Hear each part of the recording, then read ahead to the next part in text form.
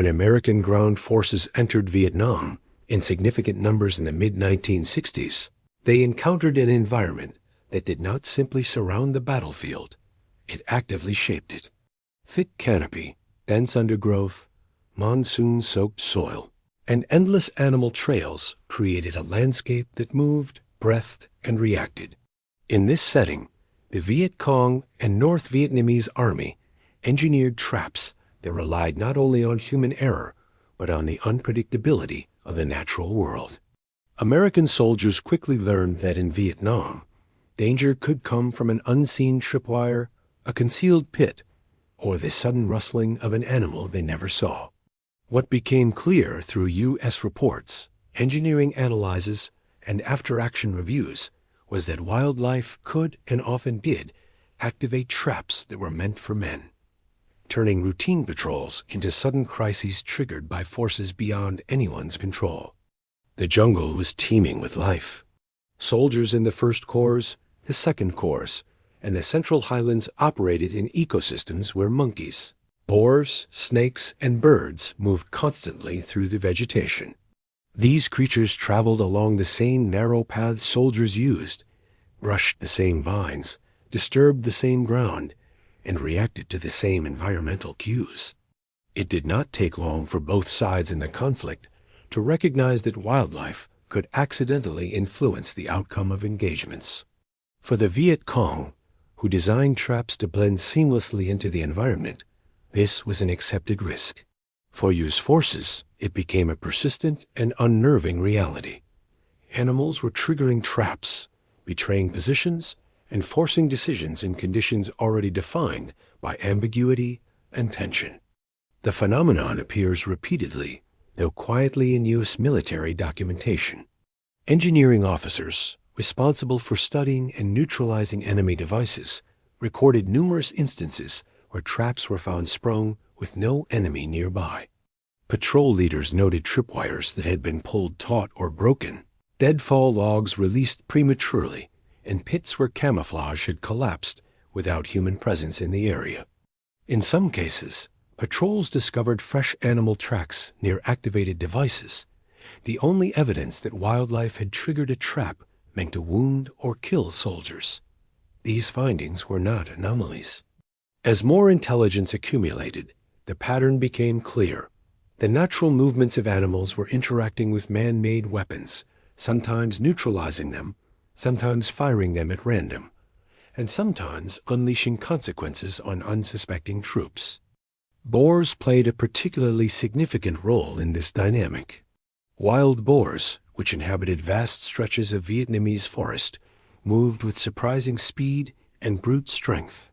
Their foraging behavior often brought them into contact with low-lying vines and tripwires, many of which were placed in precisely the same vertical range. Engineering Corps summaries describe multiple incidents where swinging log traps, bamboo spear traps, and noise-triggering devices were discovered sprung with deep hoofprints nearby.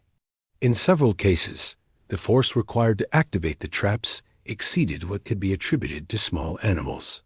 Boars, in their nightly search for food or in response to distant disturbances, were inadvertently setting off mechanisms built to injure soldiers. The consequences of these activations varied widely. Sometimes the trap fired harmlessly in the night, unnoticed until a patrol later discovered the wreckage. Other times, the premature activation altered the tactical environment for U.S. units. Noise traps, in particular, created problems. These devices, constructed from bamboo rattles, suspended stones, or hollow logs, were meant to alert enemy forces of approaching Americans. When animals triggered them, they produced the same sudden bursts of sound. To American troops operating at night, these sounds often signaled possible ambushes or movement by enemy patrols. In several documented cases, units halted operations, repositioned themselves, or took defensive postures in response to noise signatures actually caused by wildlife. This confusion played directly into Viet Cong strategy, which relied heavily on disorder, hesitation, and misinterpretation within U.S. ranks. Monkeys were another species responsible for unexpected trap activations. Vietnam's jungles were home to macaques, gibbons, and other primates that moved nimbly through branches and vines above U.S. patrols. Their weight and agility allowed them to disturb vegetation in ways that mimicked human movement. Soldiers often reported hearing branches snap or brush shift in patterns consistent with enemy scouts, only to find monkeys fleeing through the canopy. More importantly, monkeys interacted directly with tripwires and vine-triggered traps. Patrols found spring-loaded spear traps sprung with no blood or signs of human presence, tripwires tangled around branches several meters off the ground, and noise traps activated by what appeared to be primate curiosity. In one engineering report, a swinging bamboo whip trap was discovered with fresh monkey tracks and tufts of fur nearby, evidence that a primate had accidentally triggered the device and been struck. Snakes, though less physically capable of activating traps, played a subtler role. Their movement through underbrush was often indistinguishable from that of enemy scouts, especially at night. Soldiers on ambush duty routinely reported the sensation of something brushing against tripwires or moving along the ground in patterns too controlled to be attributed to wind. In several cases, tripwires were found moved, but not fully triggered, suggesting a small, sliding body had shifted them without sufficient force to activate the mechanism. These moments contributed to the already high levels of tension soldiers experienced in nocturnal operations. In some cases, soldiers mistook snake movement for incoming enemy patrols, changing their positioning or drawing weapons prematurely. The most hazardous interactions occurred when animals triggered traps in the vicinity of U.S. troops. Patrol logs document instances where boars rushing through brush-activated swinging log traps directly ahead of or behind American squads. Some traps were triggered only seconds before or after soldiers passed through the area, illustrating how narrow the margin of safety could be. In one recorded incident, Marines in the First Corps heard a sudden violent crash behind them as a weighted log slammed into the path they had just crossed. When they investigated later, they found deep boar tracks leading from the brush into the tripwire's path. The trap had been activated less than a minute after the last Marine had passed through. Another incident involved a water pit lined with bamboo spikes concealed under a thin layer of mud and vegetation. Soldiers advancing along a flooded lowland discovered the trap already sprung, its covering collapsed and water churned with mud. Fresh animal prints suggested that a large boar or water buffalo had stepped into the trap sometime during the night. The trap's placement along a narrow embankment path meant that had the animal not triggered it, the next American footstep might have been the one to collapse the camouflaged surface. The discovery prompted the unit to reroute, costing hours of movement but ensuring safety. Engineers examining the site later noted that animal interference forced U.S. troops to alter paths in ways that mirrored the enemy's intended function, even when no injury occurred. Birds also played an unexpected role in trap dynamics. In open or partially cleared areas, noise traps suspended in trees, rattling bamboo, or stones tied to vines could be triggered by flocks landing or launching from branches. Soldiers on listening posts sometimes reacted to these noises as indicators of enemy approach, especially when multiple cascades of sound echoed through the foliage. Even experienced units found it difficult to differentiate between natural bird movement and enemy contact amplified by noise traps intentionally designed to exploit such ambiguity. While animals often triggered traps prematurely, there were occasions when such activations endangered American forces indirectly. A prematurely triggered trap could signal to nearby enemy fighters that U.S. troops were approaching, even if the activation was caused by wildlife.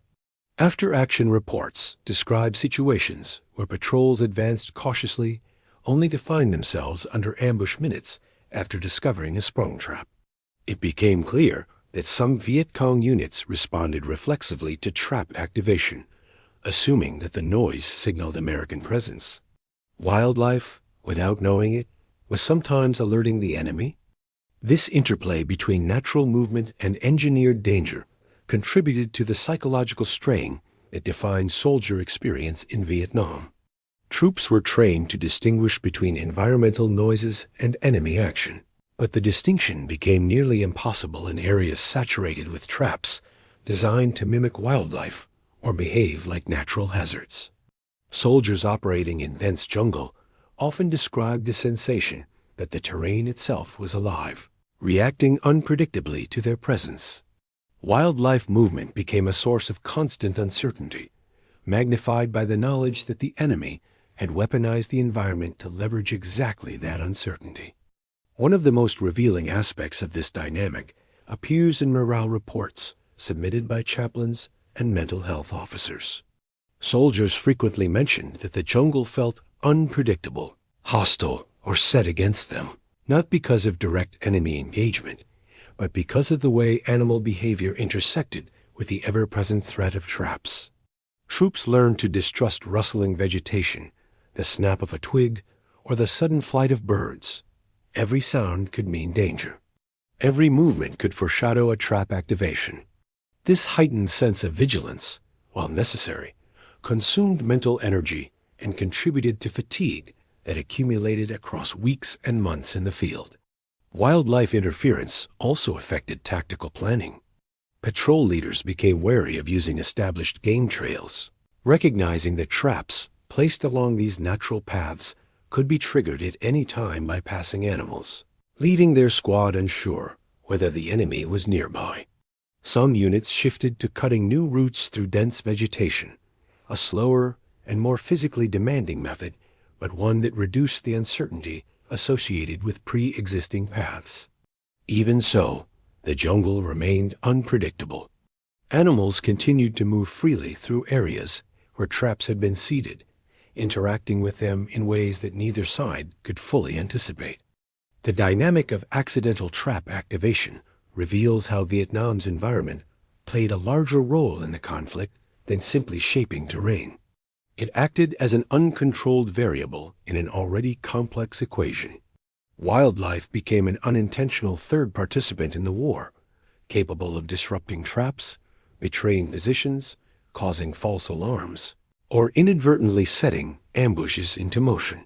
For American soldiers, this added yet another layer of tension to an environment already defined by its hazards. By the end of 1966, American forces had enough experience to understand that wildlife-triggered activations were not rare curiosities, but recurring elements of jungle warfare. Engineering summaries began including remarks on environmental disturbance of trap systems and medical. Officers noted injuries sustained while responding to situations that began with animal-triggered devices. Intelligence analysts recognized that wildlife, though not acting with intention, was influencing patterns of engagement. The jungle was not merely a backdrop, it was an active, unpredictable participant in the conflict. As U.S. operations expanded deeper into remote regions of Vietnam, in 1967 and 1968, wildlife-triggered traps became an increasingly documented element of daily military life. What had initially seemed like isolated incidents, boars triggering punji pits, monkeys setting off noise traps, grew into a pattern appearing across multiple corps areas and unit types. Infantry companies, reconnaissance teams, engineer detachments, artillery fire bases, and even aviation support groups reported instances in which traps were discovered sprung with clear evidence of animal involvement. These were not marginal occurrences. They were part of a recurring cycle in which the jungle's abundant wildlife interacted unpredictably with the tools of guerrilla warfare, influencing use, tactical decisions, and contributing to a sense that the environment itself could not be trusted. One of the earliest comprehensive examinations of wildlife-triggered traps came from U.S. Army engineers operating in the Central Highlands. These teams, tasked with disassembling and analyzing captured or neutralized traps, noted that enemy forces frequently placed devices along established animal trails.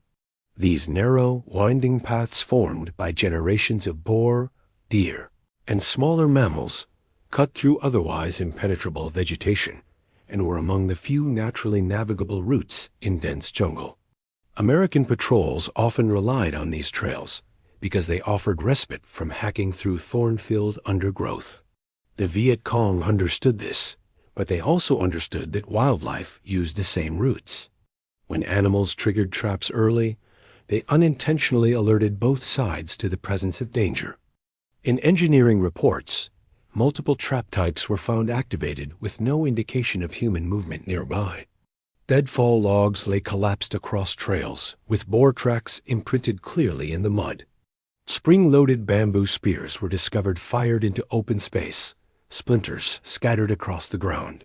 Punji pits, once carefully concealed under woven mats of vegetation, sat exposed with hoofprints or claw marks at their edges.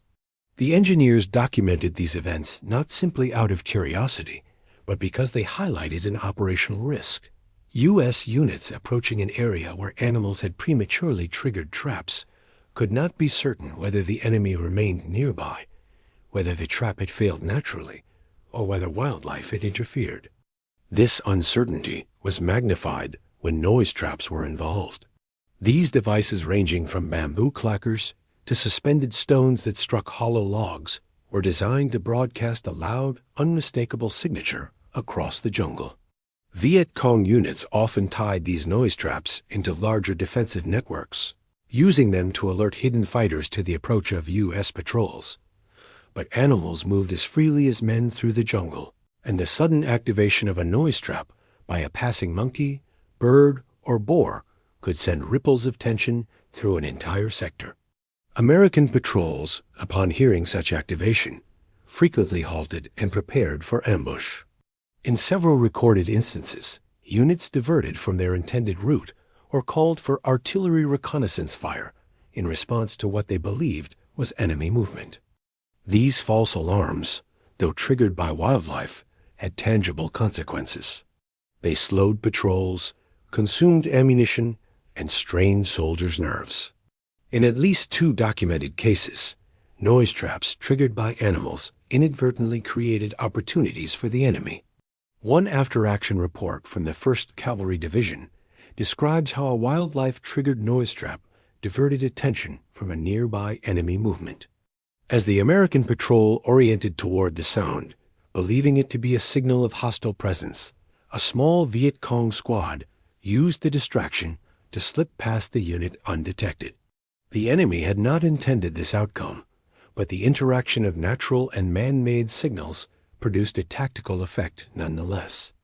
Another dimension of wildlife-triggered danger emerged from the way animals disturbed vegetation and terrain features that American soldiers relied upon for interpretation. U.S. troops trained to read subtle signs of enemy presence, freshly cut branches, disturbed soil, broken vines, or unnatural depressions. But wildlife created similar disturbances. Boars rooting for food tore up patches of ground that looked identical to sites where traps had been emplaced. Monkeys swinging through trees shook branches that appeared freshly manipulated by humans. Snakes moving slowly across loose soil flattened small sections that looked like recent footprints. This overlap between natural animal activity and enemy camouflage caused repeated confusion among patrol leaders, who were forced to second-guess their interpretations of the environment. In one notable incident from 1967, a reconnaissance unit operating near the Cambodian border discovered a line of disturbed vegetation stretching across a narrow ridge. The pattern resembled enemy movement-broken branches at shoulder height, compressed undergrowth, and small clearings at intervals consistent with resting positions. The patrol reported potential enemy presence and prepared for engagement. But upon closer inspection by an engineering team, the disturbance proved to be the path of a family of boars that had moved along the ridge the previous night. Their movements perfectly mimicked the signs of a small enemy unit, revealing how wildlife could unintentionally feed into misinterpretation and operational anxiety. At times, wildlife-triggered traps caused direct danger to American units. A swinging log trap activated by a boar could still injure a soldier if he happened to be in its path at that moment. Several such incidents appear in medical summaries, where soldiers sustained fractures, lacerations, or concussions from traps triggered prematurely by animals. In one case in the First Corps, a Marine was struck on the shoulder by a partially triggered swinging bamboo spear trap. The device had been set off moments earlier by a monkey that fled the area, leaving the trap in unstable condition. As the patrol approached, a final movement in nearby foliage caused the damaged mechanism to snap fully into action, grazing the Marine and embedding bamboo splinters into his upper arm. Water-based traps also presented unique risks when wildlife became involved. Pits concealed beneath shallow floodwater were often triggered by water buffalo or other large animals. When American units arrived at these sites, they found the trap cavity exposed, but filled with churned mud and animal tracks. Although the trap had been rendered harmless, its activation posed a new problem. Muddy water and debris obscured the depth and contents of the pit. A soldier stepping into such an area could become stuck or injured by residual spikes left behind. In one instance recorded by the 25th Infantry Division, soldiers attempting to cross a shallow pond discovered a sprung trap but could not determine whether all spikes had been neutralized. Lacking visibility, they were forced to reroute, a delay that cost them hours and ultimately led to cancellation of their intended reconnaissance objective. Tunnel environments were also influenced by wildlife in surprising ways. Certain species of snakes and insects, attracted to the cool darkness of tunnel systems, sometimes moved through booby-trap mechanisms designed to trigger collapses or explosions. Tunnel rats American soldiers tasked with entering and clearing these confined underground spaces reported discovering traps, partially activated by what appeared to be animal movement. In some cases, snakes had slithered across tripwires, dislodging them without applying enough force to detonate attached charges. This partial activation left devices in unstable condition, meaning tunnel rats encountered traps that were in unpredictable states of readiness. The danger in these situations was not merely the trap itself, but the uncertainty surrounding its functionality. The cumulative effect of these interactions prompted U.S. commanders to integrate environmental factors into their operational planning. By late 1967, patrol briefings often included discussions about how wildlife might alter or interfere with traps. Soldiers were instructed to consider the possibility that a sprung trap did not necessarily indicate recent enemy presence. Intelligence officers emphasized that noise heard in nearby vegetation could be caused by wildlife triggering enemy devices. This shift in training reduced some of the confusion experienced by early units, but it also highlighted how deeply the war had become intertwined with the natural ecosystem. Wildlife interference affected not only American forces, but Viet Cong operations as well. Captured documents and interrogations revealed that enemy fighters sometimes grew frustrated with animals, triggering traps intended for U.S. troops. One engineering report describes a complex trap system found in an abandoned enemy camp, accompanied by written notes indicating that Boars had repeatedly activated the perimeter defenses. This forced the enemy to relocate and redesign their trap placements. The documents also suggested that monkeys triggered noise traps so frequently that some Viet Cong units adjusted their tripwire heights to reduce false alarms. These adjustments illustrate that both sides recognized wildlife as an unpredictable actor influencing tactical outcomes. Despite occasional sympathetic hardship on the enemy's part, U.S. forces remained far more vulnerable to wildlife-triggered traps due to their mobility and unfamiliarity with the terrain. Viet Cong units, often composed of local fighters accustomed to the region's wildlife patterns, were better able to interpret animal behavior and distinguish natural disturbances from unnatural ones. American troops, lacking this deep familiarity, were more susceptible to confusion and misinterpretation. This disparity appears repeatedly in tactical analyses conducted by MACV staff, which noted that environmental factors often favored the enemy. Wildlife activity also shaped how long-range reconnaissance patrols operated. LRRPs, who depended on stealth and silence, found themselves challenged by traps triggered nearby by wildlife. In some cases, sudden activation of a noise trap by an animal startled both the LRRP team and enemy scouts in the area. Reconnaissance narratives describe moments when unexpected sounds in the jungle disrupted carefully planned observation missions, forcing teams to withdraw or relocate. The unpredictability of these disruptions, caused neither by U.S. error nor enemy intention, became part of the operational landscape LRRP teams learned to anticipate. The psychological burden of wildlife-triggered traps grew heavier as American forces spent more time in jungle environments. Soldiers became increasingly tense upon encountering traps that had fired prematurely. A sprung bamboo spear trap could provoke questions. Was the enemy nearby? Had the trap been intentionally triggered as a signal? Or had a boar brushed against the vine in the middle of the night? The inability to answer these questions eroded the sense of control soldiers relied upon to maintain composure. Even after repeated training, the distinction between natural and artificial disturbances remained difficult to parse.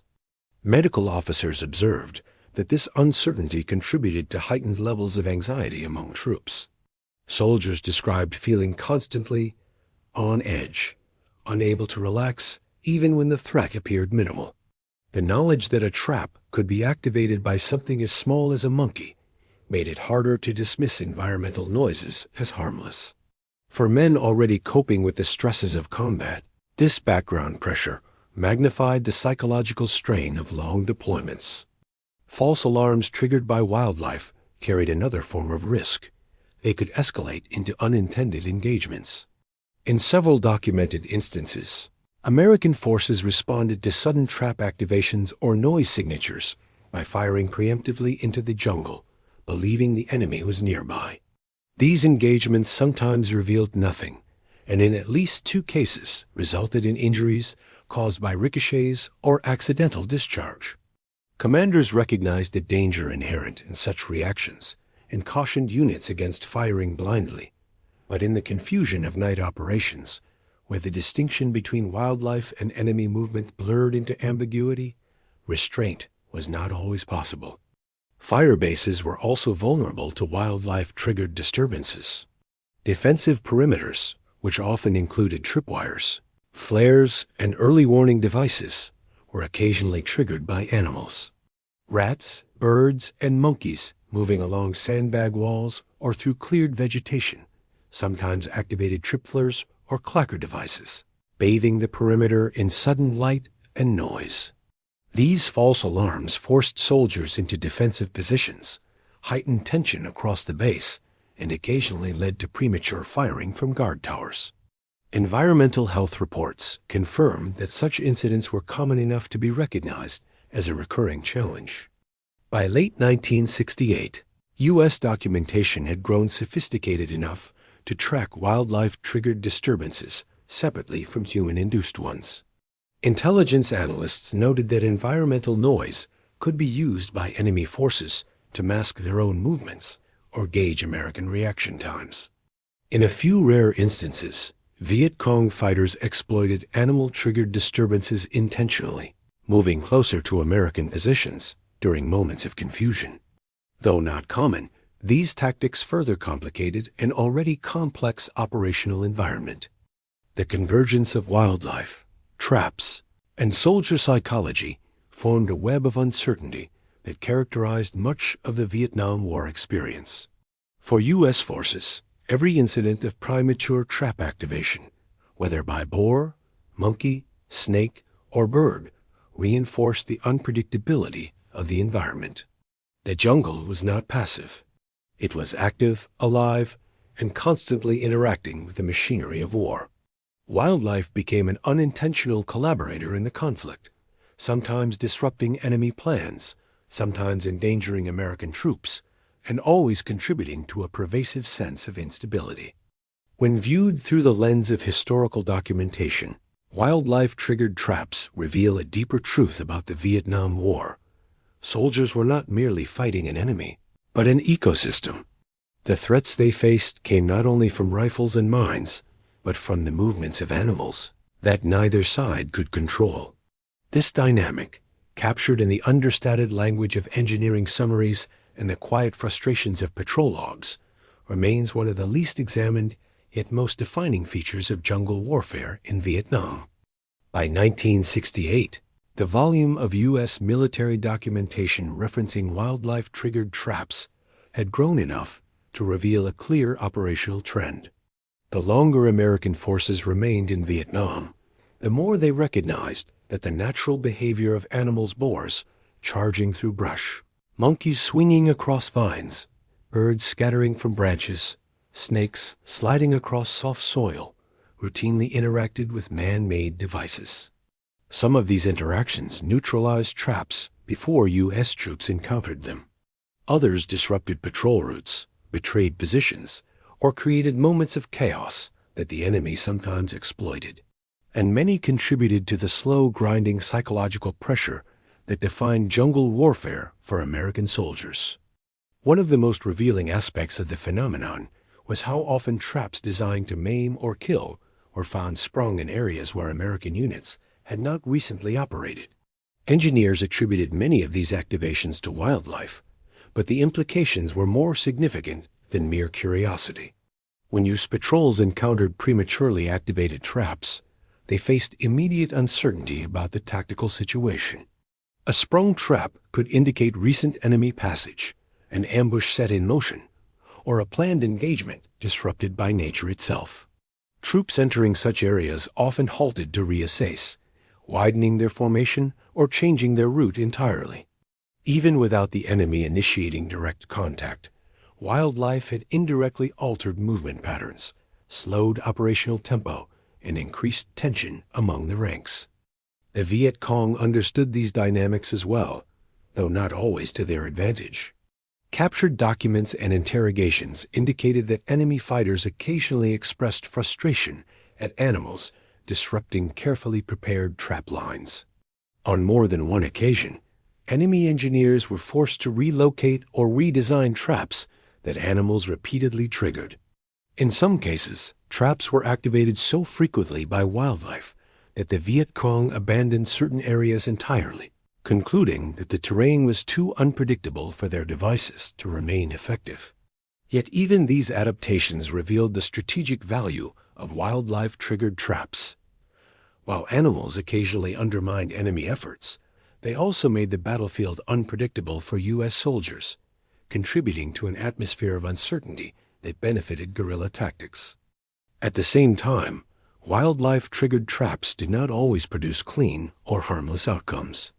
In certain environments, especially during night operations, animals activating traps could indirectly put American forces in danger. A U.S. patrol hearing a sudden explosion or crash in nearby brush might assume an ambush was underway and respond accordingly. This sometimes led to firefights initiated in darkness against unseen targets, with soldiers firing into vegetation until silence returned. In these situations, wildlife did not merely trigger traps. It triggered reactions, decisions, and emotional responses that rippled through the unit. Noise traps were especially problematic in this regard. A single vine strung with bamboo clackers or a suspended stone could produce noises sharp enough to echo across a valley. Birds landing on a vine or monkeys swinging from a branch often activated these devices, creating sudden musical bursts or hollow thuds. In the dense stillness of nighttime jungle operations, these noises were not easily dismissed. Soldiers lying still in ambush positions often described the sound as indistinguishable from an enemy movement signal. Reports from multiple units in the First Corps described situations in which wildlife-triggered noise traps halted patrol progress for extended periods, as leaders attempted to determine whether the enemy was signaling to reposition or preparing to strike. Even more unnerving were traps triggered by animals while American soldiers were in close proximity. In one case detailed in a Marine Corps after-action report, a patrol moving through dense brush heard a sudden explosive crack as a swinging bamboo spear trap activated fewer than 20 meters ahead of them. When the patrol reached the site, They found the weapon embedded in a tree trunk, opposite the trigger point. The force of the impact indicated that had a soldier been in its path, he would have suffered catastrophic injury.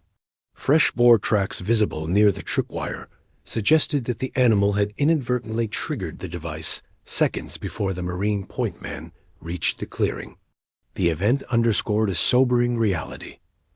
Wildlife acted on its own schedule, sometimes saving a soldier's life by triggering a trap early, sometimes coming within seconds of causing disaster. Water-based traps also displayed complex interactions with wildlife. Flooded lowlands, rice paddies, and marshy terrain often concealed pits lined with bamboo stakes or downward-angled spikes designed to trap a soldier's leg. These environments were rich with wildlife, especially boars, water buffalo, and amphibians. Animals stepping into these concealed traps sometimes churned the surrounding mud, dislodging camouflage and exposing spike structures. In other cases, they activated triggers without fully collapsing the trap, leaving it in a dangerously unstable condition. Patrol logs mention multiple incidents in which soldiers approached what appeared to be a natural depression in the mud, only to discover, upon closer inspection, that it was a partially triggered trap disturbed by an animal. Reconnaissance teams faced unique challenges in this regard. Their survival depended on silence and concealment, yet wildlife-triggered traps often produced disruptive noise that revealed their general location. A LRRP team operating in the Central Highlands in late 1968 reported a situation in which monkeys triggered a series of noise traps along a ridge line, drawing attention from enemy fighters stationed in the valley below. The reconnaissance element was forced to exfiltrate earlier than planned, as the unexpected clutter compromised the stealth required for their mission. The trap had not been intended for them, but the chain of events initiated by wildlife placed them in immediate danger. Wildlife-triggered traps also shaped how soldiers interpreted the terrain around them. Troops learned to approach disturbed vegetation with caution, recognizing that animals might have triggered traps ahead of their arrival. But this also created a paradox. If wildlife had recently passed through an area, there was a chance it had alerted enemy forces to movement in the brush.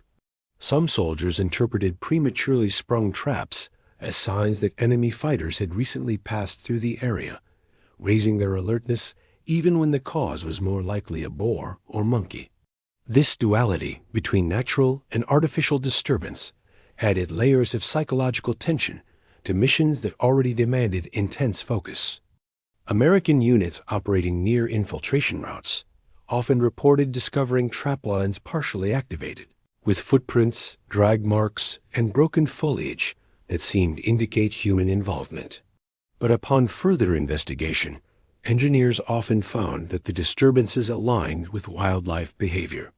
In one instance, a row of 4 punji pits was discovered collapsed in sequence along a narrow trail. Initial interpretations suggested that multiple enemy fighters had moved along the path and triggered the traps. However, the spacing and depth of tracks eventually revealed that a group of boars had passed through the area, triggering traps one after another before disappearing into thick brush.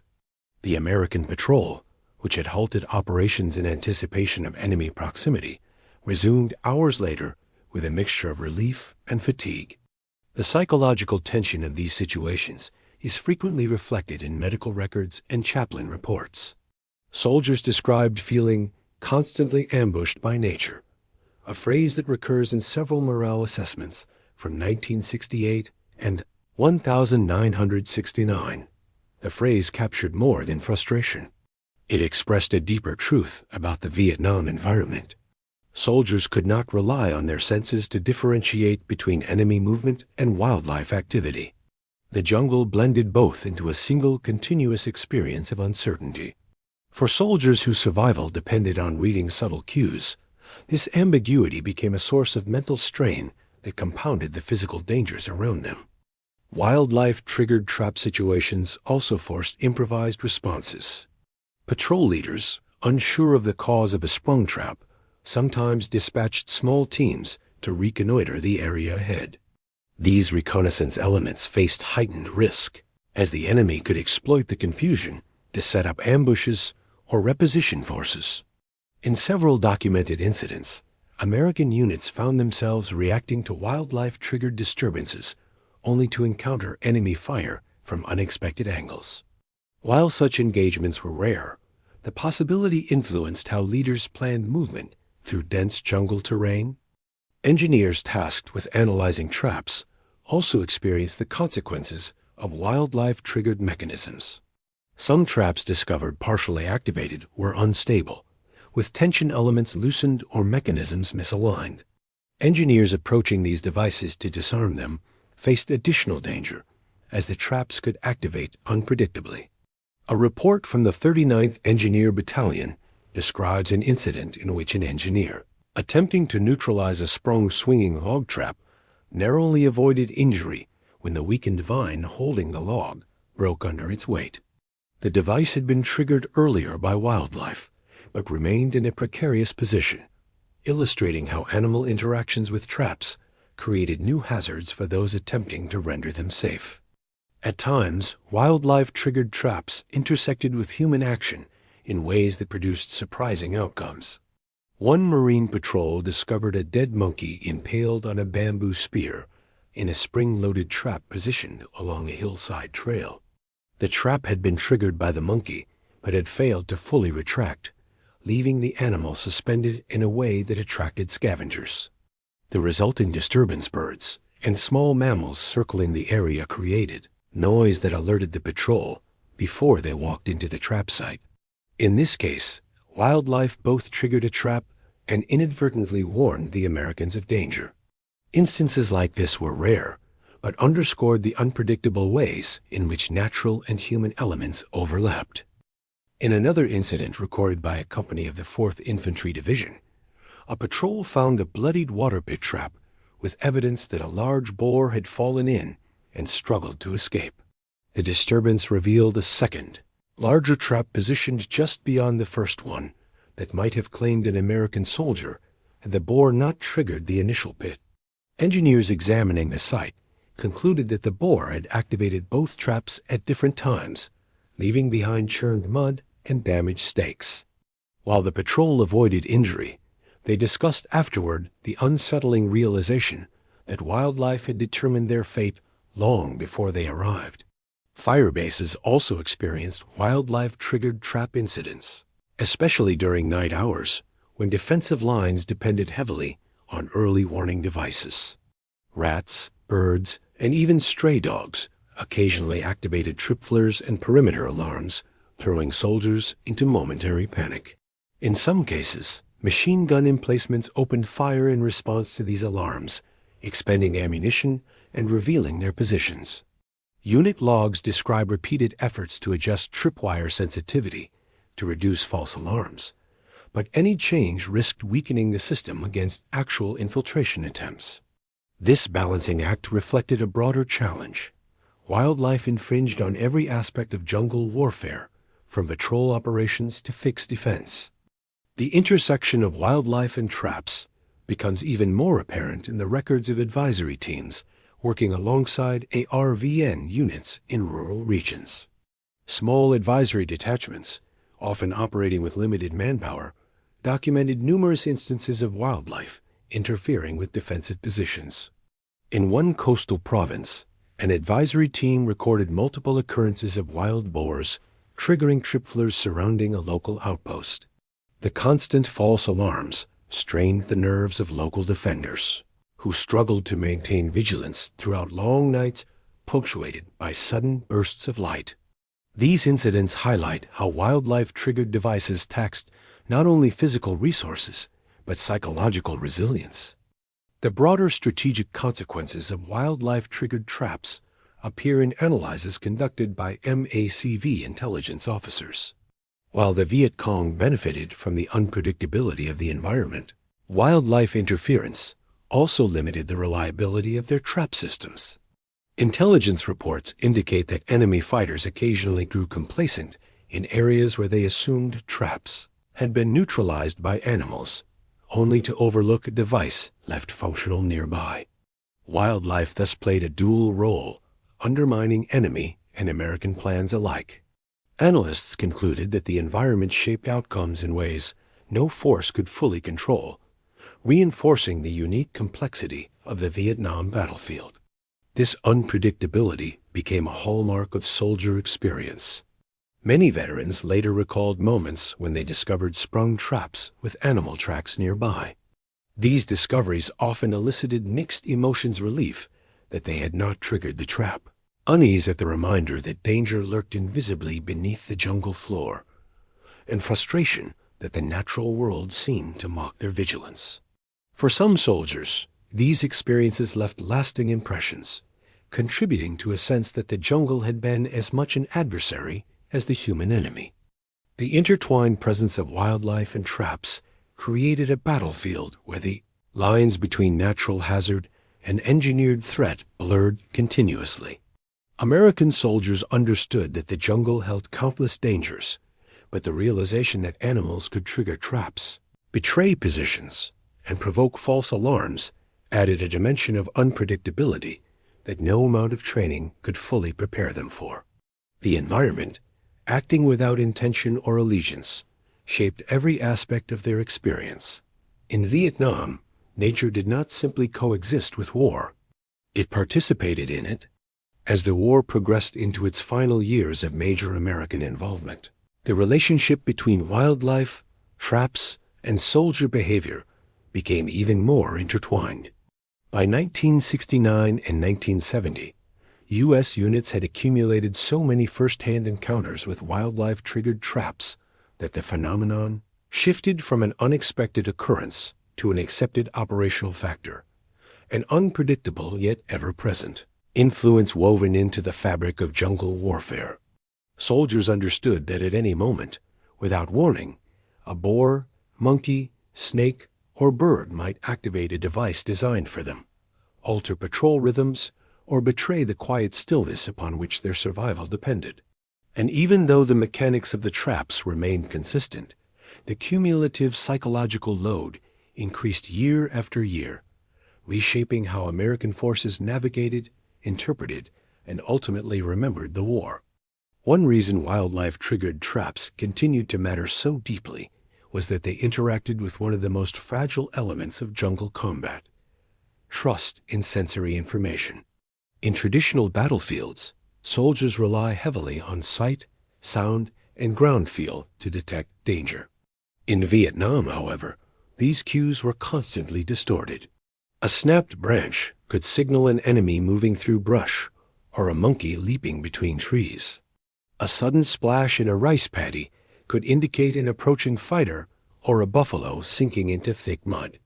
A series of loud clacks echoing through the trees could herald an imminent ambush, or a troop of macaques swinging through vines and hitting a bamboo clacker rigged along a trail. The result was a gradual erosion of the basic confidence soldiers needed to interpret their surroundings. When wildlife-triggered traps entered the equation, even familiar cues became unreliable. Fire bases near jungle margins felt this erosion acutely. Night watch rotations depended on rapid recognition of danger, yet wildlife frequently activated the perimeter traps and early warning devices. Soldiers spoke of moments when a sudden flare illuminated the tree line, shadows leaping into existence, adrenaline coursing through their bodies as they prepared for a ground assault, only to discover it had been triggered by a stray dog, a rat, or a bird flying low through the wires. With each false alarm, tension and exhaustion compounded. Some soldiers described the nights as a constant cycle of prepare, release, prepare again. The repeated spikes of fear followed by anticlimactic relief, leaving them more worn down than direct combat engagements. In patrol environments, the unpredictability was even greater. Wildlife did not follow human logic or tactical patterns. Animals moved at random intervals, changing direction abruptly, appearing and disappearing in silence, following trails soldiers did not always recognize. Enemy trap systems, designed to harness this unpredictability, inadvertently weaponized wildlife behavior. A trap triggered hours before American arrival might have caused noise that enemy units interpreted as U.S. movement. A pit trap triggered by a water buffalo might force a patrol to reroute, leading them into terrain more favorable to ambush. And a noise trap triggered by monkeys could cause both U.S. and enemy fighters to adjust positions simultaneously, creating accidental encounters or missed opportunities for engagement. One of the most striking examples of wildlife directly influencing tactical outcomes appears in a series of after-action reports from 1970, when U.S. forces operating near the Laotian border discovered a network of traps in varying states of activation. Some had been tripped by deer, their hooves leaving deep imprints in the soil. Others had been sprung by boars, indicated by heavy churn marks and broken vegetation. Yet a handful showed partial activation with no clear indication whether the trigger had been human or animal.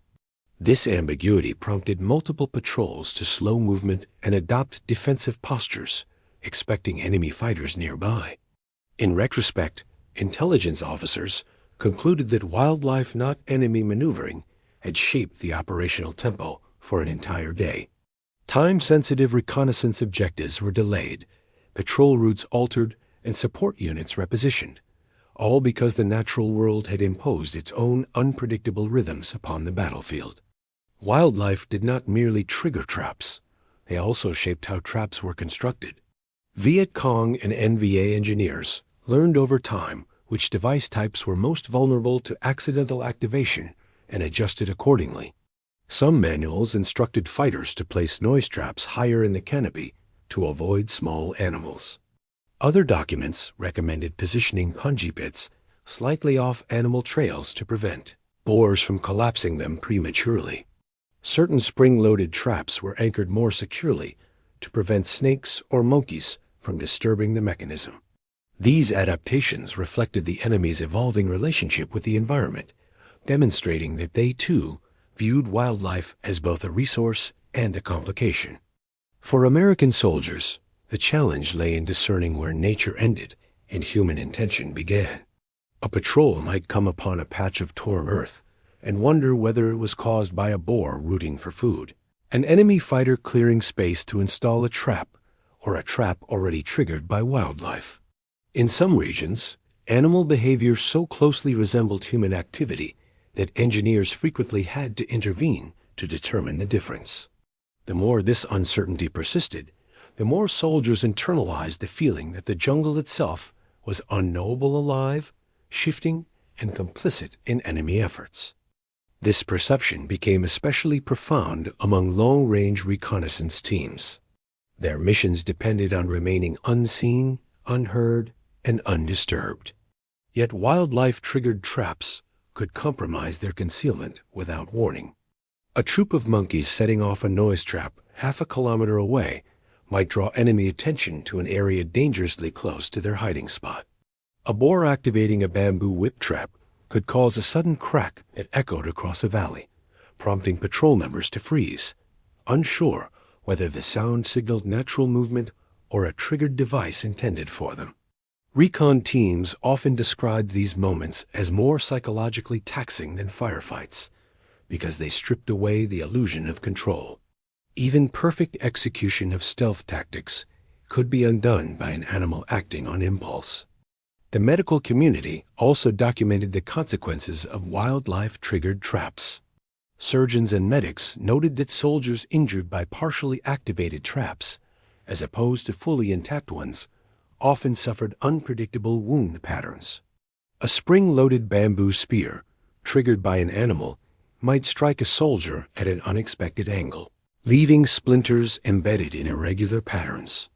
A pit partially collapsed by wildlife might conceal sharp stakes beneath layers of churned mud, causing deep punctures when a soldier stepped into what appeared to be a harmless depression. These injuries were not only painful, but often contaminated, as soil disturbed by animals introduced additional bacteria into wounds. Field hospitals in 1969 and 1970 recorded an uptick in infections from such injuries, particularly in regions where wildlife activity was especially dense. As American forces transitioned to Vietnamization policies in 1970 and 1971, the thinning of U.S. troop numbers further complicated the problem. With fewer patrols covering larger areas, each encounter with wildlife-triggered traps carried higher stakes. Units could no longer rely on rapid reinforcement or engineer support. Patrol leaders increasingly adopted conservative movement patterns, slower pacing, wider spacing, and more frequent halts for environmental assessment. These adjustments, while tactically prudent, significantly reduced operational reach. Wildlife-triggered traps thus indirectly weakened American mobility by forcing commanders to prioritize caution over speed. Meanwhile, advisory teams working with ARVN forces observed that the presence of wildlife-triggered traps influenced local defensive strategies in rural villages. Villagers, accustomed to the movements of wildlife in their regions, were often better equipped to interpret disturbances. They could distinguish between boar tracks and enemy footprints, identify the difference between natural collapses and engineered pits, and recognize which disturbances indicated human activity. However, even their expertise was challenged by the increasing complexity of trap systems, many of which mimic natural disturbances so convincingly that only detailed inspection could reveal their true nature. Advisory reports describe joint patrols where U.S. soldiers deferred to local guides when assessing trap sites, an acknowledgment of the value of indigenous environmental knowledge. Beyond the tactical sphere, the psychological weight of wildlife-triggered traps lingered long after soldiers left Vietnam. Many veterans later recalled the startling unpredictability of these encounters, describing them as a unique form of stress distinct from combat itself. The sudden activation of a trap without enemy presence, without warning, without clear cause created memories that remained vivid for decades. Veterans reported flinching at unexpected cracks of wood, sudden movements in vegetation, or the sound of animals rustling through underbrush. For them, wildlife had not been background noise. It had been a constant threat, a force that shaped their perception of danger long after the war ended. Historians examining these experiences now recognize wildlife-triggered traps as part of a broader pattern that defined the Vietnam conflict, the weaponization of environment. In Vietnam, nature was not merely a backdrop, it was a participant. Humidity, terrain, vegetation, insects, animals, and climate all shaped the battlefield in ways that no doctrine or manual could fully anticipate. Wildlife-triggered traps represented the intersection of nature's unpredictability with human ingenuity, a meeting point where intention and accident collided to create new forms of risk. Strategically, the phenomenon underscores the adaptability of guerrilla warfare. By building traps that blended with environmental processes and wildlife behavior, the Viet Cong and NVA amplified their tactical reach. Their traps did not require constant supervision or active control. They existed as latent threats, capable of influencing movement and psychology, even in the absence of enemy fighters. And because wildlife interacted with these traps spontaneously, the effects radiated outward in ways that neither side could fully predict or manage. Operationally, wildlife-triggered traps forced American forces to adapt continually. Patrol leaders incorporated new techniques for interpreting disturbances. Engineers modified detection strategies, and medical personnel refined treatment protocols. Yet none of these adaptations eliminated the underlying uncertainty. The jungle remained a living entity, its wildlife moving independently, interacting with traps unpredictably, and shaping outcomes in ways that defied military planning. By the final months of U.S. involvement, the military had accepted this reality. Environmental unpredictability became a fundamental assumption of operations. No trap could be considered inactive simply because it had not been triggered. No noise could be dismissed as merely natural. No movement could be interpreted without caution. The battlefield had become a complex ecosystem in which every step, sound, and shadow carried layered meanings. In retrospect, wildlife-triggered traps illustrate the essence of the Vietnam War's asymmetry. The enemy did not need technological superiority to influence American behavior. They needed only to understand the environment deeply and harness it effectively. Wildlife did the rest sometimes, undermining enemy plans, but more often burdening American forces with a constant stream of unpredictable events that degraded morale, slowed movement, and magnified stress. Today, the story of wildlife-triggered traps remains one of the least explored but most revealing aspects of the war. It captures the sensory confusion, intellectual uncertainty, and emotional strain of fighting in a landscape where enemy and environment were indistinguishable. It reveals how nature can shape warfare not through storms, floods, or towering terrain alone, but through the smallest movements of animals acting without intention. In the end, the Vietnam battlefield was not defined solely by human conflict. It was defined by the dynamic interplay between soldiers, enemies, and the living ecosystem around them. Wildlife-triggered traps serve as a reminder that in Vietnam, the jungle was not just a place. It was a force silent, unpredictable, and deeply intertwined with every step of the war.